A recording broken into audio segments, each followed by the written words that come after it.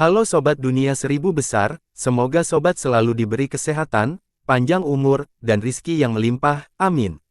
Sebelum masuk ke alur ceritanya, jangan lupa dukung channel ini ya dengan klik subscribe, like, komen, dan share, terima kasih.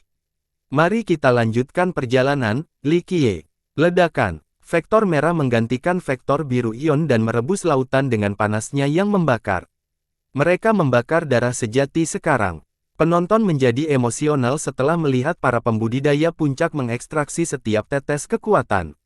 Umur panjang karakter tingkat kehancuran disebabkan oleh darah sejati mereka yang berlimpah. Darah ini terus-menerus mengisi ulang rentang hidup mereka untuk mempertahankan penuaan. Jadi, membakar darah asli sama saja dengan merasa lelah hidup. Tentu saja, Resolute dan yang lainnya tidak peduli lagi, dan lebih memilih untuk mencobanya.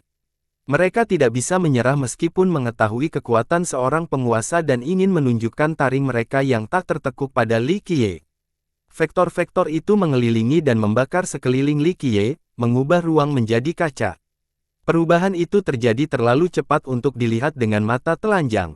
Tekanan yang menekan medan perang, bahkan memaksa para kaisar jatuh ke tanah. Ledakan, satu persatu mesin muncul di zona yang disempurnakan, mengejutkan para penonton. Lingkaran waktu muncul lagi tetapi dalam skala yang lebih besar, menenggelamkan Li Qiye. Satu mesin datang dari masa lalu, yang lain dari masa depan. Yang satu terbuat dari karma, yang lain dari siklus. Sebanyak 9 mesin muncul dan melepaskan vektor merah yang sama, membakar sungai waktu. Hal ini mengganggu alur waktu yang biasa, memutus masa lalu dan masa depan. Dengan terputusnya hubungan mereka, kenangan dan harapan jatuh ke jurang keputusasaan. Jurang ini adalah satu-satunya hal yang dapat menahan Li Qiye. Sekalipun ia memiliki tubuh yang tidak bisa dihancurkan, penyempurnaan khusus akan meningkatkannya seiring berjalannya waktu. Betapa mengerikannya, wilayah keputusasaan menyebabkan para penonton berteriak ngeri seolah-olah merekalah yang mengalami pengalaman itu. Hancurkan, Li Qiye melantunkan mantra, menyebabkan cahaya primordialnya meletus dengan kekuatan yang cukup untuk mengembalikan zaman ke asal. Ledakan, hal ini dengan mudah menghancurkan wilayah keputusasaan sepanjang 9 mesin. Harapan dan cahaya kembali ke medan perang. Mesin pada masa sekarang pun tidak dapat menahan mantra letusan itu dan hancur. Gemuruh, para anggota yang membentuk formasi itu terlempar dan menghantam dasar laut, menodainya dengan darah mereka. Tubuh mereka hancur seperti telur yang jatuh ke tanah, hancur tak dapat dikenal lagi. Kerumunan itu tidak tahu bahwa ini bukanlah kekuatan penuh Li Qiye. Jika dia menunjukkan kekuatan aslinya, itu akan mengejutkan mereka. Ledakan, sosok agung muncul jauh di angkasa dan mengendalikan sinar surgawi. Mereka turun dan langsung memindahkan Resolute, War, Zuo Huo, dan Fumo, meninggalkan Jas Once, Ninewell, dan armamen. Tiga yang terakhir mengandalkan sinar pribadi mereka, ingin melarikan diri kembali ke istana surgawi.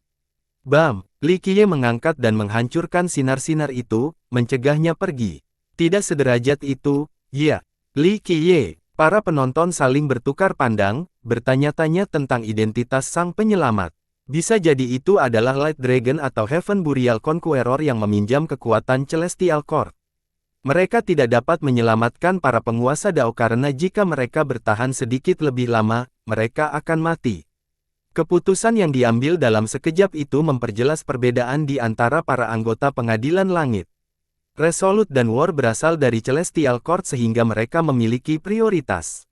Para kaisar telah bergabung sejak Immemorial Epoch War, membuktikan diri mereka dengan prestasi yang luar biasa dalam pertempuran sehingga mereka menjadi yang berikutnya.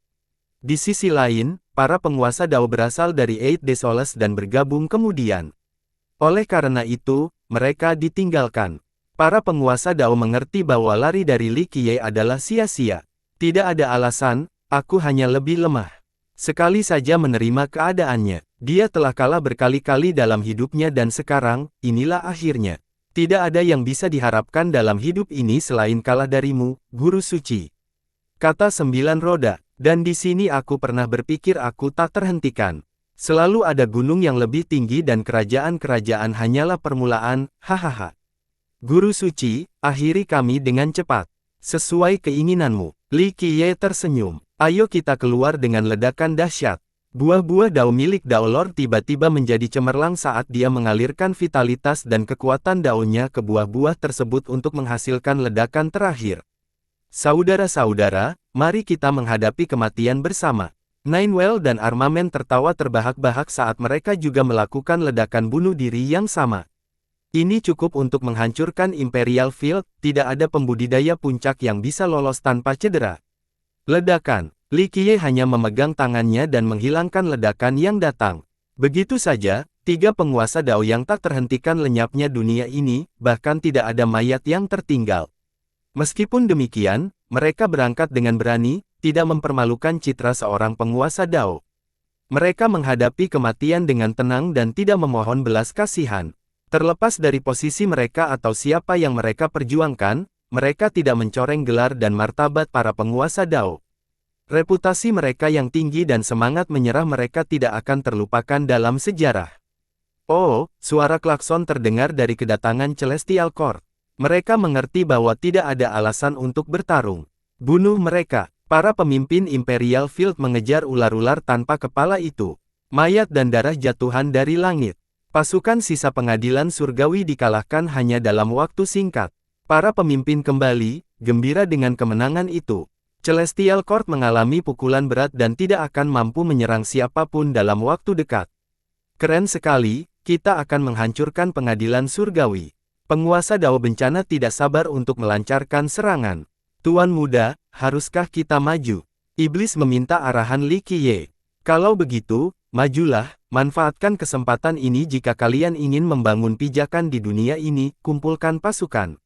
Li Qiye melirik ke arah Imperial Field dan berkata, baiklah, kumpulkan pasukan. Calamity adalah orang pertama yang setuju dan memerintahkan secara sah untuk berkumpul lagi. Tiuplah terompet. Iblis mengikuti perintah Li Qiye. Oh, suara klakson yang panjang dan dalam terdengar, mencapai setiap sudut terpencil di benua abadi. Sinyal untuk serangan balik. Anggota The People langsung mengetahui apa artinya. Ke pengadilan surgawi. Para pembudidaya top yang tersebar di seluruh dunia tahu apa yang harus dilakukan, merasakan darah mereka mendidih karena kegembiraan. Ke pengadilan surgawi, sudah berapa lama aku menunggu hari ini? Seorang leluhur kuno terharu hingga menitikkan air mata. Orang-orang telah menunggu selama berabad-abad untuk mendapatkan kesempatan menyerang pengadilan surgawi. Sayangnya, banyak leluhur tidak dapat hidup cukup lama untuk melihat hari ini. Hal ini terutama berlaku bagi para veteran dari Immemorial Epoch dan Skysplitter War.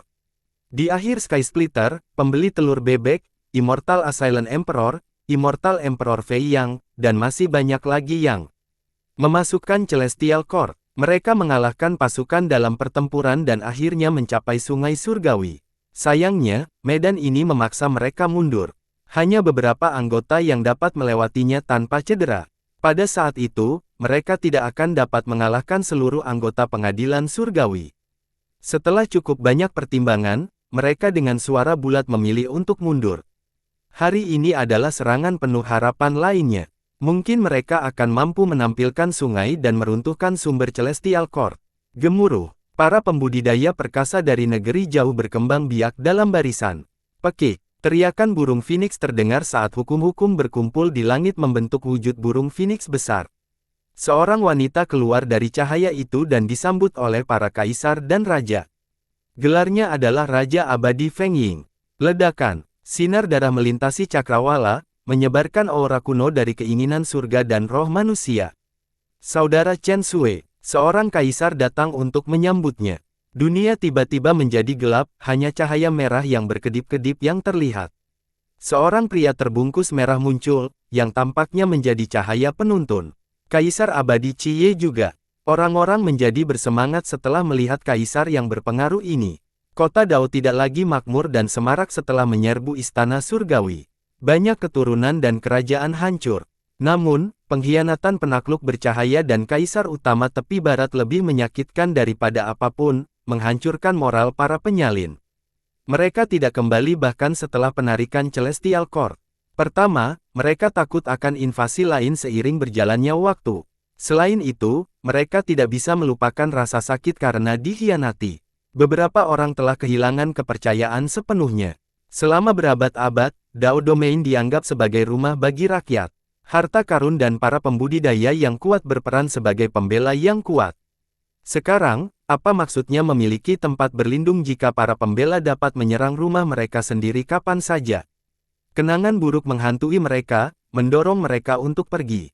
Pada saat yang sama, beberapa orang memasuki Mementos Frontier dan meninggalkan Reformis, memilih untuk hidup seperti manusia biasa. Mereka percaya bahwa Mementos Frontier adalah lokasi teraman di dunia. Selain itu, mereka telah kehilangan harapan dan kepercayaan terhadap Dao tersebut. Tentu saja, beberapa kekuatan besar memilih untuk tetap tinggal, tidak ingin meninggalkan rumah leluhur mereka. Mereka lahir di sini dan ingin mati di sini juga. Keyakinan mereka tetap kuat. Mereka percaya bahwa kota Dao akan mampu melewati ini karena hal-hal yang lebih buruk telah terjadi selama perang zaman kuno. Meskipun demikian, rakyat tetap bertahan. Mereka masih mempunyai kepercayaan pada kaisar dan raja. Kota Dao abadi akan tetap menjadi pilar di masa depan dan kemakmuran akan kembali ke negeri itu. Meskipun ada pengkhianat, optimisme mereka tidak hancur. Mereka mengenang para pejuang yang gugur, Jade Sword, Sky Splitter, Six Finger, Immortal Emperor Yao Guang, War God Dao Lord. Para memikirkan kuat ini tidak mundur memilih pun dan melindungi Dao Domain dengan nyawa mereka. Hal yang sama berlaku untuk pasukan Dao Domain yang gugur. Kaisar Mulia Tepi Barat dan Kaisar Utama yang bercahaya tidak mewakili para pembudidaya, hanya dua pengkhianat di antara para pahlawan yang tak terhitung banyaknya. Sementara iblis memanggil anggota terkuat dari rakyat, Li Qiye malah datang ke kota Dao abadi. Dia menatap wilayah yang hancur ini, tampak sepi dan sedih seperti binatang yang bernafas. Dia mendesah karena banyak zaman telah jatuh dengan cara ini. Apa yang terjadi di Dao Domain pada dasarnya sama, meskipun dalam skala yang lebih kecil. Ini adalah pukulan yang fatal. Sekalipun zaman itu entah bagaimana bertahan, zaman itu akan berlalu seiring waktu karena keraguan dan keputusasaan yang menyebar luas. Para penyebut akan mengekstrak jalan Dao dan para mengirimkan yang hebat. Li Qiye memancarkan sinar dari pengadilan surgawi yang terbang jauh ke dalam kota Dao abadi. Keberadaan tertinggi di sana pasti mencoba menyelidiki misteri yang terakhir tetapi hanya mengirimkan sebuah niat. Ledakan. Li Qiye mengangkat tangan dan mengangkat balok yang berfungsi sebagai jembatan yang kuat. Gemuruh. Celah-celah di pengadilan surgawi bergetar hebat. Ia memancarkan lebih banyak cahaya sebagai balasan, yang bertujuan menghancurkan Li Qiye. Kekuatan aktif dari harta karun surgawi terlalu besar untuk ditanggung oleh kekuatan manapun. Tentu saja, Li Qiye adalah penumpangnya. Dia mengangkat dan membengkokkan balok itu, bermaksud mematahkannya. Sinar yang menyilaukan itu tidak dapat memperlambatnya. Keributan itu tentu saja membuat semua orang di Dao Domain khawatir. Awalnya, mereka mengira pengadilan surgawi sedang kembali. Reaksi pertama mereka adalah mengungsi tetapi begitu mereka mendongak, mereka melihat Li Qiye mengendarai sinar surgawi. Sudah ada di sana sejak gerbang dibuka. Tak seorang pun bisa menyelamatkannya sedikit pun, apalagi menghancurkannya. Guru suci, ini guru suci. Beberapa orang mulai berpose setelah menyaksikan usaha Li Qiye menjatuhkan balok itu. Meskipun mereka tidak mengerti mengapa dia disebut guru suci, dia meninggalkan kesan yang tak terhapuskan pada mereka setelah membantai pasukan dari pengadilan surgawi. Mereka memiliki keyakinan penuh dan memandangnya sebagai penyelamat. Dia kembali. Para penyintas menjadi gembira. Aku tahu bahwa keberadaan tertinggi tidak akan meninggalkan kita. Seseorang berkata dengan penuh semangat. Dia akan membangun kembali kota Dao dan kemakmuran akan kembali kepada rakyat. Seorang leluhur meneteskan air mata. Selama guru suci ada di sini untuk memimpin kita, masa depan tampak cerah. Seorang tokoh besar mengepalkan tangan dan berseru. Benar, kita harus mengikuti dan berkontribusi semampu kita. Para ahli dan leluhur ingin mengundang Li Qiye untuk memimpin mereka. Dentang. Suara dengung logam dari pedang terdengar dari istana surgawi. Dentang. Suara lain terdengar dari kota Dao abadi. Sosok itu meninggalkan kota Dao abadi dan langsung mengurung Li Qiye. Pesta serupa juga dimulai dari pengadilan surgawi. Dunia menjadi gelap, hanya kilatan pedang-pedang yang terlihat. Pedang-pedang itu tidak memiliki energi yang dahsyat atau niat membunuh, hanya rasa keabadian. Makhluk yang tak dipertandingkan akan kembali menjadi debu, namun bukan mereka. Para penyalin merasa kagum dan menjadi buta karena tebasan ganda tersebut. Baik manusia maupun kaisar tidak memiliki kesempatan untuk menghentikan mereka. Keluar dari sini, Li Qiye berteriak dengan tajam. Ledakan, cahaya purba muncul darinya, melampaui keabadian itu sendiri. Semua cahaya dan gambar tajam meledak setelahnya. Li Qiye mengangkat kakinya untuk menghentakkan kaki, mengumpulkan seluruh afinitas di dunia menjadi satu serangan primordial yang mampu melukai makhluk terkuat sekalipun. Sosok itu langsung mengangkat pedangnya untuk bertahan, melayani siklus karma dan menciptakan benteng yang tak tertembus. Ledakan, hentakan itu masih menghancurkannya dan memaksa sosok itu jatuh ke tanah. Ia menjadi cemerlang, memberdayakan kekuatan yang terkuat dengan kemampuan untuk mengangkat seluruh dunia. Sayangnya, ini tidak dapat dihentikan hentakan kaki kuno Li Qiye, serangan terberat pada suatu zaman. Ah! Sosok itu berteriak sebelum berubah menjadi partikel dao yang berhamburan ke angin.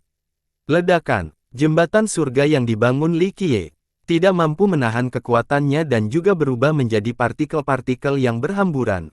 Pengadilan surgawi tidak dapat lagi menyelidiki kota dao abadi karena koneksi ini hancur. Berderit, gerbang kota dao abadi berusaha menutup namun Li Qiye menghentikannya dengan lambaian tangan. Dia tak terkalahkan, para penyintas tak kuasa menahan diri untuk bertepuk tangan meriah. Li Qiye menyerupai penguasaan langit dan bumi. Mereka percaya bahwa rakyat akan menjadi cabang terkuat di dunia di bawah kepemimpinannya dan memperhatikan saksama saat ia memasuki kota dao abadi. Apakah dia ingin menemukan misteri kota dao abadi? Seseorang berkata dengan lembut. Dengan kekuatannya, dia akan mampu memahami semuanya dengan mudah. Kota dao abadi akan berada di bawah kendalinya, dan itu akan membantu kita lagi. Seorang ahli berkata dengan gembira. Kita tidak perlu takut di pengadilan surgawi dan ras yang membawa kita ke kota dao abadi. Seorang leluhur berkata dengan sentimental. Jika dia ingin merebut harta karun itu, dia pasti sudah melakukannya sebelumnya. Pasti ada maksud lain. Seorang leluhur tua berspekulasi. Para pendengar berasumsi dan menyetujuinya. Li Qiye bagaimana berhasil menghentikan gerbang agar tidak tertutup, menunjukkan kemampuan untuk mengendalikan kota dao abadi. Misteri di sini mungkin tidak penting baginya. Pasti para pelaku. Leluhur itu menyelesaikan pikirannya. Membunuh kaisar utama Luminus dan tepi barat. Yang lain menjadi emosional. Saya yakin guru suci tidak akan membiarkan orang-orang itu hidup, kata leluhur tua itu.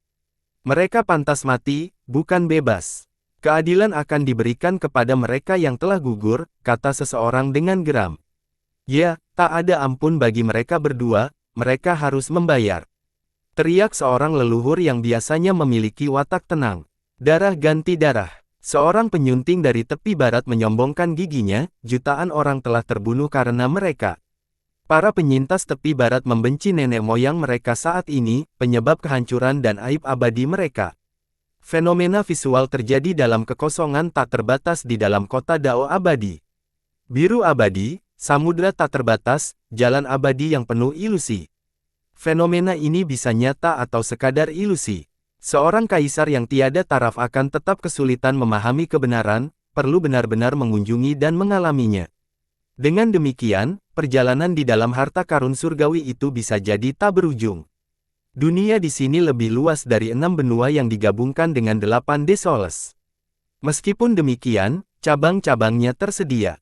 Seseorang dapat bepergian kemana saja termasuk ke masa lalu atau masa depan. Meskipun ada banyak sekali pilihan, mungkin semuanya memiliki tujuan yang sama. Setelah mencapai titik ini, seseorang mungkin menemukan wajah-wajah yang sudah dikenal seperti dewa kuno yang tak tersembunyi atau raja abadi Yi Ye yang menunggu.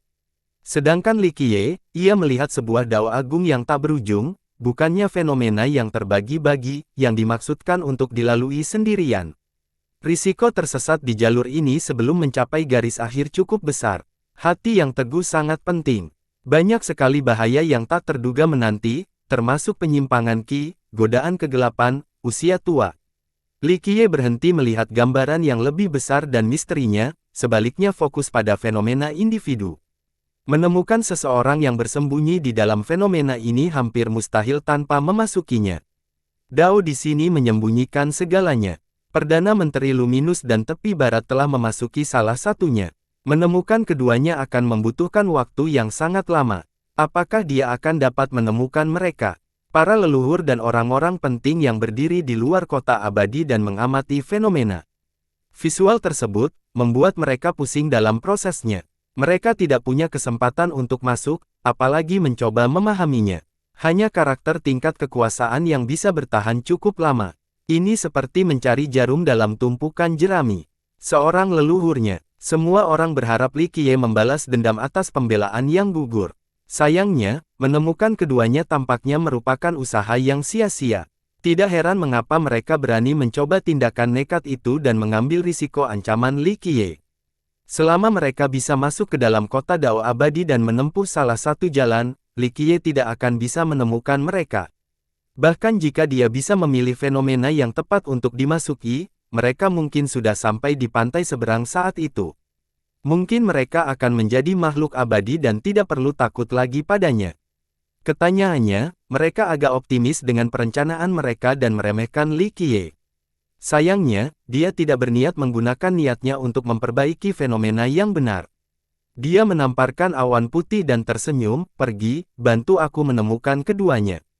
Ia menoleh ke depan dan ke belakang, sambil tampak pusing. "Lakukan saja, temukan mereka dan aku akan membawamu ke tempat yang menyenangkan setelahnya," kata Li Qiye. Ia memandang, sepertinya tidak tertarik dengan tawaran itu. Itu adalah harta surgawi yang berbeda, jauh lebih menyenangkan daripada kota Dao Abadi. Li Qiye tersenyum. Hal ini menarik perhatiannya tetapi kemudian, ia mengamati fenomena yang tidak terhitung jumlahnya dan menjamin kesehatannya. Ia memang dapat menemukan keduanya dalam waktu singkat. Meskipun demikian, saya merasa hal itu terlalu merepotkan. Masih tidak mau pergi. Li Qiye melanjutkan, "Aku akan mencarikanmu teman, seseorang yang bisa bermain denganmu." Awan itu menatapnya dengan ragu. "Meragukanku?" Li Qiye berkata, "Aku yakin kamu belum pernah bertemu teman sebelumnya, ini akan menjadi hal yang menarik." Kata Li Qiye. Ia menyembunyikan kepalanya, tidak percaya bahwa ada orang lain di dunia fana ini. Ya atau tidak, Li Qiye tersenyum dan menamparnya. Ia berpikir matang-matang sebelum menolak menjadi pesuruh. Menjalani semua fenomena ini membutuhkan banyak tenaga. Li Qiye kehilangan kesabaran dan meraihnya dengan kedua tangan, meremasnya menjadi permen kapas berwarna putih dan bulat. Yang lain tidak dapat menahan keinginan untuk menggigitnya. Dia segera melemparkannya ke depan sebelum bisa bereaksi. Ledakan. Ia melesat secepat kilat ke sebuah fenomena sebelum keluar, lalu yang kedua dan ketiga. Ia dapat langsung melewati fenomena apapun dan pergi setelah gagal menemukan keduanya. Semua ini terjadi dalam sekejap mata. Para pembudidaya di luar hanya melihat serangkaian bayangan yang menembus satu fenomena demi fenomena, menghubungkan semuanya dengan mulus. Ledakan. Perjalanan yang intens terus berlanjut hingga awan menghabiskan lebih banyak waktu dalam fenomena tertentu, menyelam lebih dalam. Mirip dengan anjing pemburu yang menyerang kawanan burung, tetapi dalam kasus ini, ledakan dan hukum Dao yang kacau. Hukum Dao menyapu siapapun yang menyusup, menyebabkan mereka kehilangan arah. Awan itu memancarkan cahaya abadi yang menembus hukum-hukum yang tidak teratur. Derivasi dan evolusi yang konstan tidak dapat menghalanginya sedetik pun. Ia menemukan jalan abadi, sempit dan tak berujung. Ia membentang melalui kekacauan, mungkin mengarah ke pantai seberang. Ketika cahaya awan mengejar jalan, sosok dua segera terlihat meskipun mereka berusaha keras menyembunyikan diri. Mereka berada di jalan setapak, tidak menyangka akan ditemukan oleh awan aneh ini. Itu mereka. Penonton melihat mereka di dalam fenomena tersebut. Ekspresi mereka berubah masam karena ini adalah perkembangan terburuk yang mungkin terjadi. Setelah memasuki kota Dao Abadi, mereka melihat fenomena ini dan ingin bersembunyi sebentar, berharap dapat menghindari Li Qiye. Sayangnya, apa yang mereka anggap sebagai rencana sempurna hancur berantakan. Pergi. Keduanya berdiri dan berlari melintasi jalan setapak, tidak ada pilihan lain selain menggali lebih dalam ke artefak itu, berharap untuk mencapai akhir dari jalan abadi. Gemuruh. Hukum Dao muncul dan ilusi yang tak terlihat muncul. Satu langkah yang salah berarti terlempar dari jalan sehingga keduanya berhenti, mencari langkah yang benar. Begitu banyak pilihan untuk dipilih. Sosok muncul di depan mereka, tampak seperti ilusi juga. Li Qiye. Keduanya terhuyung mundur, ketakutan muncul di benak mereka. Mereka selama ini tidak peduli. Pertama, jumlah dan ukuran fenomena tersebut membuat pencarian menjadi mustahil. Selain itu, mereka juga menyembunyikan diri. Jika mereka tidak muncul secara aktif, tidak ada yang akan dapat menyebarkannya. Satu-satunya ujian adalah kesabaran mereka. Setelah cukup waktu berlalu, Li Qiye harus menyerah dan mereka bisa mulai bergerak lagi. Bolehkah aku memilih satu untukmu? Kata Li Qiye sambil tersenyum. Keduanya langsung melompat ke udara, meninggalkan fenomena ini menuju fenomena lain yang diselimuti labirin kabut dan awan. Mereka tidak punya waktu untuk peduli tentang hal ini dan hanya ingin menjauh dari Li Qiye. Namun, dia muncul di hadapan mereka lagi. Sangat cemas, Li Qiye mengangkat satu rahang, menyebabkan aliran waktu yang kacau berputar di sekitarnya. Mereka segera melarikan diri dari fenomena itu demi fenomena lain, merasa marah sekaligus takut. Mereka mengabaikan semua tanda bahaya dan berlari secepat mungkin. Fenomena ini bersifat samudra sementara fenomena berikutnya bersifat antariksa. Kecerobohan mereka terbukti sia-sia karena mereka tidak dapat melarikan diri dari kejarannya. Ia membawa bayangan atau belatung yang menempel pada tulang, mustahil untuk dilepaskan. Sudah lelah. Baiklah, aku sudah lelah, pergilah. Li Qiye berkata sambil memposisikan tangan dengan santai seolah-olah dia sedang mengipasi dirinya sendiri di hari yang panas. Ia tidak memiliki kekuatan dao atau kekuatan penekan, tetapi ia masih dapat menghancurkan ribuan alam seolah-olah mereka sedang menyebarkan daun. Ketebalan langit dan bumi tampak tidak penting. Luminus dan West Bang meraung dan mengaktifkan dao tertinggi mereka. Mereka juga memanggil harta karun mereka untuk menghentikan ledakan. Hukum jasa dan harta mereka hancur sebelum mereka terlempar keluar dari fenomena itu seperti dua meteor, keluar dari kota Dao abadi. Bam! Mereka menabrak gunung di domain Dao. Ketika mereka bangun, mereka tidak dapat menahan muntahan darah. Kita harus kembali. Mereka mengerti bahwa satu-satunya cara untuk bertahan hidup adalah dengan pengangkutan kembali ke kota Dao abadi dan segera pengangkutan ke sana.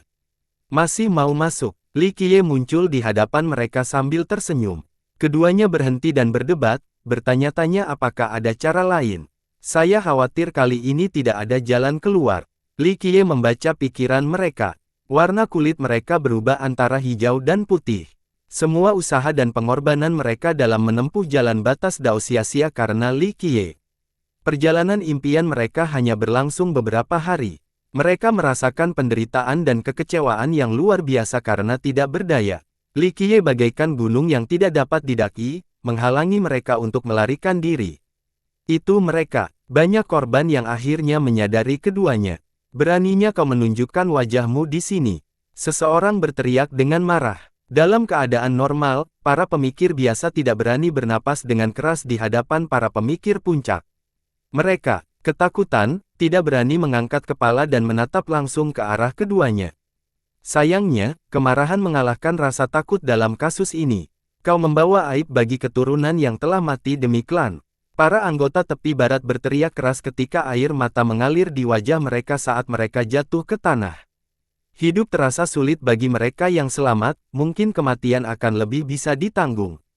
Iman mereka runtuh karena leluhur yang pernah memegang posisi tertinggi di hati mereka ternyata adalah dalang di balik segalanya. Dia membangun klan dan akhirnya menghancurkannya. Pernyataan sederhana ini tidak dapat menggambarkan kematian tragis keturunannya dan kepedihan para penyintas. Mereka bersedia terjun ke air mendidih dan mati demi dia, hanya untuk digunakan sebagai pion pengorbanan. Duo itu hanya menatap ke arah kerumunan, tidak peduli untuk bereaksi. Apakah kamu masih manusia? Seorang yang berteriak selamat kepada Kaisar Perdana Tepi Barat dengan suara serak. Tentu saja, keduanya masih manusia dan menguasai tingkat atas.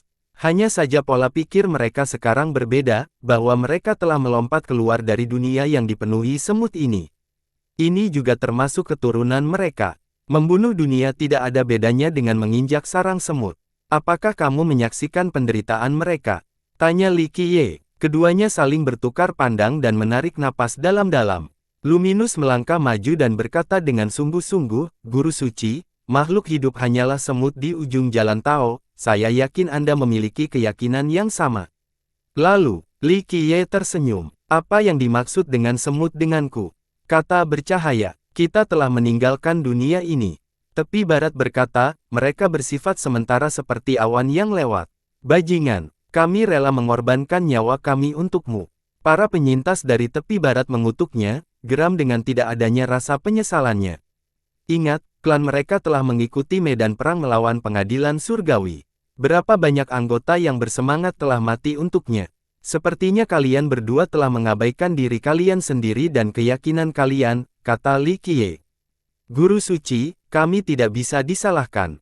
Tepi barat tidak dapat menahan diri untuk tidak meninggikan suara, kami telah bekerja keras untuk kota Dao selama berabad-abad, berapapun harga yang belum kami bayar, belum ada tempat bagi kami di jalur batas Dao.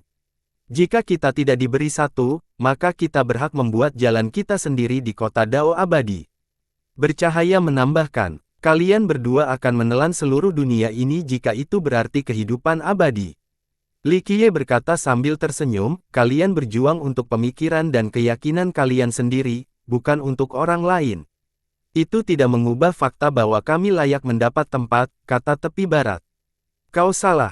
Kota Dao abadi dan yang lainnya tidak melakukan apapun kepada Anda, dan itu pasti tidak sampai pada tingkat yang ditawarkan ke pengadilan surgawi. Li Qiye mendengus. Itu hanya metode pukulan, tidak lebih. Jawab bercahaya. Dan kamu tidak layak untuk dikultivasi. Kamu telah menyambut dunia ini dan daunnya, sekarang saatnya untuk mengingat kembali apa yang telah kamu ambil. Kata Li Qiye, apa yang sedang kamu coba lakukan? Keduanya terhuyung mundur setelah mendengar ini. Tidak apa-apa, hanya membunuhmu tidaklah cukup, kata Li Qiye. Betapa kejamnya, guru suci. Ekspresi Luminus menjadi gelap. Lucu sekali, kalian berdua mengorbankan banyak nyawa dan tidak merasa menyesal dan menyesal, tetapi ketika aku menyumbangkan kalian kembali ke dunia, akulah yang kejam. Konsep pengorbanan tampaknya berubah ketika menyangkut diriku. Li Qiye menggenggam tangan sambil tertawa. Keduanya mulai berpikir bagaimana cara lari. Sayangnya, hal itu sia-sia karena ia dapat dengan mudah menghalangi mereka. Masih ingin lari. Pengadilan surgawi, itu tidak akan berhasil, tidak ada tempat di dunia ini yang bisa menyelamatkanmu dariku. Kata Li Qiye, keduanya membeku karena pengadilan surgawi memang ada dalam pikiran mereka, tidak ada alternatif lain selain bagaimana mereka akan kehilangannya. Keduanya tidak punya tempat untuk lari. Li Qiye selalu bisa mengejar mereka, memaksa mereka lari seperti anjing. Guru suci, kami ingin menebus dosa, usul Luminus. Betapa kau telah jatuh dan membuang martabat seorang penakluk. Kemana perginya sang penakluk bercahaya yang arogan di masa lalu? Masih kembali setelah direduksi menjadi abu. Lihatlah dirimu sekarang, aku khawatir dia akan memandangmu dengan hina. Li Qiye menggelengkan kepalanya. Wajah Luminus memerah karena malu saat Li Qiye berbicara. Dulu dia adalah seorang jenius yang cemerlang. Bakatnya mengundang pemberitahuan dan ketakutan dari Dewa Dao, memaksa mereka untuk menghancurkannya sebelum dia bisa dewasa sepenuhnya. Tentu saja, ini terjadi setelah undangan berulang kali ke Deity Dao dan Celestial Court. Namun, dia sombong dan tidak pernah peduli dengan keduanya. Dia juga tidak meminta belas kasihan setelah disergap oleh banyak karakter tingkat kerajaan. Bagaimana dengan saat ini, memilih berkonspirasi dengan pengadilan surgawi dan mengabaikan keyakinan sebelumnya, memilih kehidupan yang penuh tipu daya dan bersembunyi dalam bayang-bayang. Kau telah menjadi sesuatu yang paling kau benci. Li Qiye menghela nafas dan berkata, satu-satunya penebusan dosa adalah mengembalikan semuanya, itulah satu-satunya cara untuk menghapus dosa-dosamu. Keduanya mengerti bahwa Li Qiye tidak akan menunjukkan belas kasihan atau memberi mereka kesempatan untuk hidup. Yang mulia abadi, selamatkan kami. Terak bercahaya, suaranya menembus jauh ke dalam celah-celah kubah langit. Sayangnya, tidak ada jawaban. Yang terdengar setelahnya hanyalah kata-katanya yang bergema. Dia menjadi pucat, menyadari bahwa mereka telah ditinggalkan sebagaimana mereka telah meninggalkan domain Dao. Meminta bantuan dari pendiri pengadilan surgawi, atau tiga dewa abadi mereka, atau entitas lain dalam imajinasimu. Li Qiye tersenyum. Saya khawatir Anda tidak seimbang dengan risikonya. Li Qiye melanjutkan, mereka tahu benar bahwa peluang terbaik mereka untuk bertahan hidup melawan saya adalah dengan tetap tinggal di pengadilan surgawi. Meninggalkan berarti kematian yang pasti sementara masih ada harapan dengan hanya bercokol di sana. Apa yang membuat Anda berpikir mereka akan keluar untuk menyelamatkan Anda? Keduanya tidak menjawab, sadar bahwa ini adalah akhir perjalanan mereka.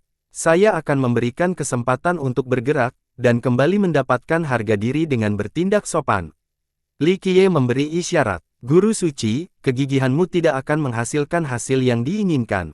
Teriak tepi barat. Oh, mengancamku sekarang. Li Qiye tersenyum. Mengapa kami harus mengikuti keinginanmu dalam kematian kami, Guru suci? Tolong beri kami akhir yang cepat. Teriak bercahaya. Mereka paham bahwa kematian adalah hasil selanjutnya namun tidak ingin dikirimkan melalui pengembalian esensi yang menyakitkan. Aku tidak punya alasan untuk memenuhi keinginanmu. Kata Li Qiye. Guru suci, tanganmu berlumuran darah, apakah kamu tidak pernah melakukan kesalahan dalam hidupmu?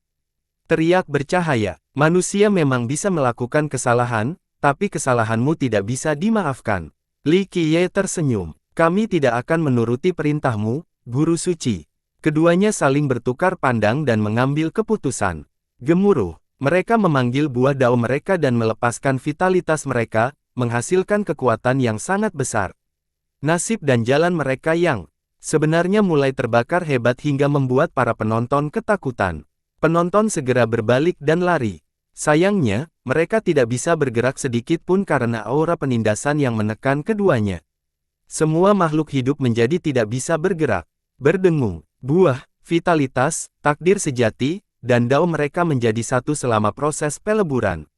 Setiap tetes darah sejati dan setiap helai dao agung berdenyut terang, di ambang meledak.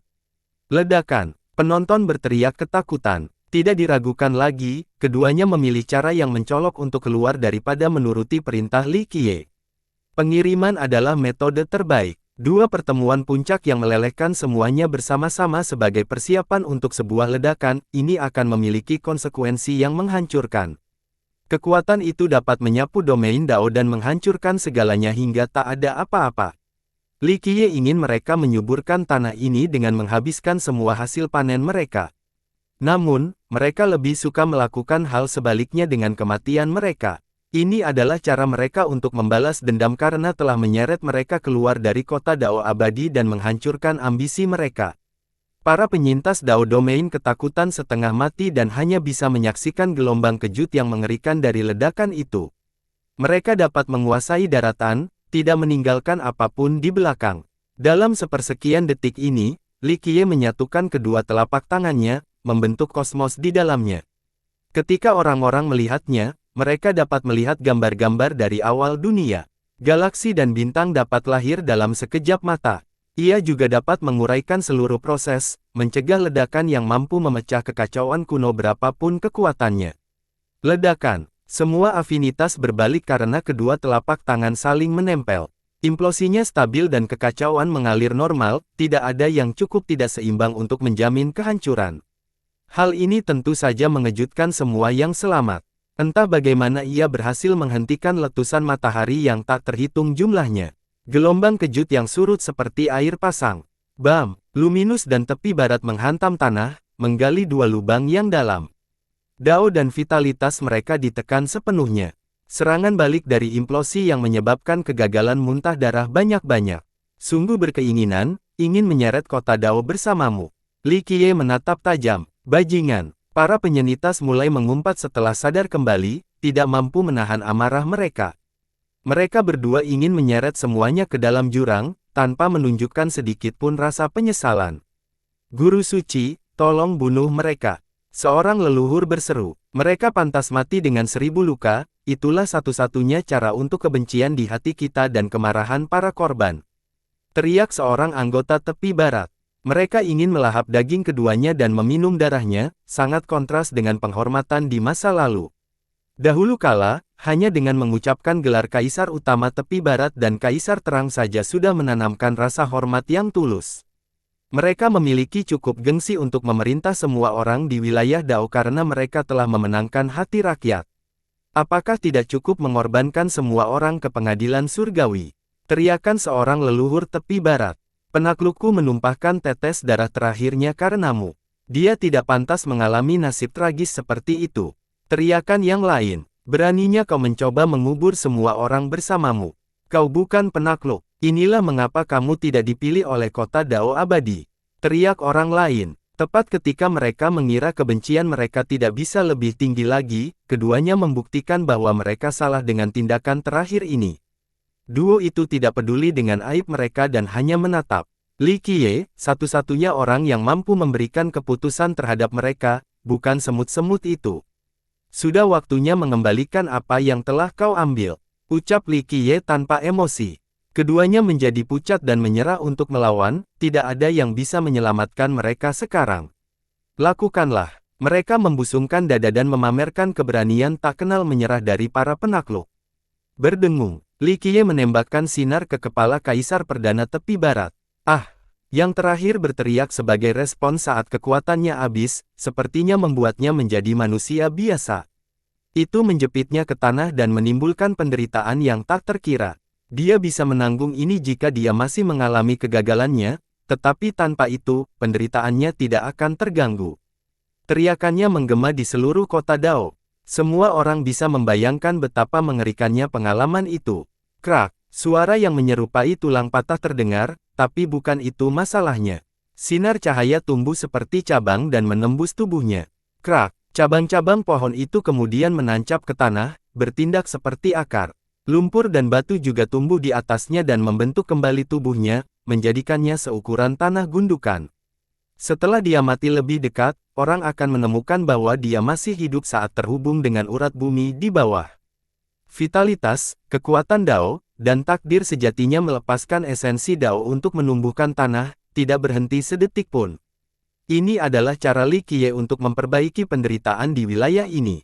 Selama ia masih hidup, pemukulannya hanya akan mengabdi pada tanah. Seorang penakluk puncak di negara khusus ini masih bisa hidup lama. Ia menjadi ginseng hidup, yang menyehatkan makhluk hidup dan tanah. Luminus menyaksikan semua kejadian itu dan menjadi pucat, menyadari nasib yang mengerikan ini, dipenjara selama-lamanya dan digunakan sebagai makanan. Lakukan. Dia menghadapi kenyataan dan mengangkat kepalanya, membuka mulutnya, dan menunjuknya, jepit aku dari sini. Berdengung. Li Qiye tidak menunjukkan belas kasihan dan menusuknya dengan cahaya. Ah! Nasibnya tidak lebih baik dari tepi barat dan terus berteriak. Tentu saja, teriakannya berbeda karena tenggorokannya tertusuk. Nasib, vitalitas, dan Dao sejatinya terhubung dengan urat-urat bumi di bawahnya. Esensi buah Dao mulai menyuburkan tanah. Tanah dan batu menguasainya, mengubahnya menjadi bukit juga. Invasi sebelumnya meninggalkan kerusakan yang sangat parah di wilayah tersebut. Kini, wilayah yang rusak mulai pulih. Pemulihan penuh tidak mungkin dilakukan dalam waktu singkat, tetapi dengan makanan yang mereka konsumsi, kehidupan akan kembali pada waktunya. Esensi Dao mereka akan bertahan lama. Tumbuhan dan pohon muncul lebih dulu sebelum bahan-bahan sertifikasi yang berharga. Domain Dao akan kembali menjadi surga yang cocok untuk budidaya dan kemakmuran di masa mendatang. Para penyintas menyaksikan dalam diam. Meskipun mereka membenci keduanya, mereka tidak lagi mengumpat dengan keras setelah melihat nasib membunuh kedua penakluk puncak itu. Li Qiye melirik kedua bukit itu sejenak sebelum memasuki kota Dao abadi, tidak mau berkomentar. Seseorang menantinya di dalam, sang penakluk Genesis yang agung. Dia memandang dengan bingung dan mengingat masa lalu, suatu tempat yang dikenal sebagai dupa pembersihan di 9 dunia. Dia dipilih sebagai muridnya saat pertama kali mereka bertemu. Setelah bertahun-tahun, penampilannya masih sama, tidak mencolok seperti sebelumnya. Namun, dia bukan lagi murid pertama Cleansing Incense, melainkan penguasa dunia ini, yang mampu mengendalikan nasib para kaisar dan penakluk. Rasanya seperti mimpi saat dia berdiri di hadapan penguasa zaman. Kenapa kamu tidak senang melihat muridmu? Li Qiye tidak bisa menahan senyum. Dia tersadar dan melontarkan ke dalam gambar, merasa sedikit tidak berdaya melihat betapa kuatnya dia sekarang. Dia datang untuk memeluknya dan dia membalasnya. Dia menyandarkan kepalanya di dada pria itu dan seolah kembali ke masa lalu, saat semuanya terasa seperti di rumah dan tidak jauh seperti sekarang. Dia yang lain adalah Master Sekte Dupa Pembersih, Su Yonghuang. Dia naik ke 13 benua dan terus berlatih setelah kepergiannya. Setelah bencana besar, dia melihat kekurangannya dan memutuskan untuk memulai lagi, menghancurkan kehancurannya sebelumnya dan memulai dengan Dao zaman baru. Ia menjadi seorang penakluk dengan jalan yang unik, yaitu hanya menggunakan satu buah Dao. Mereka kemudian menemukan Genesis karena memulai jalan ini. Aku tidak menyangka akan bertemu denganmu lagi. Dia memeluknya erat. Meskipun berkata demikian, dia tidak pernah goyah dan tahu bahwa mereka akan dapat bertemu lagi. Era telah berlalu dan dia masih terlihat sama seperti sebelumnya.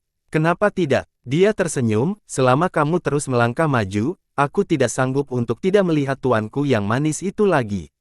Jangan kurang terbuka, katanya sementara perasaan masa lalu kembali menghangatkan hatinya di momen singkat ini.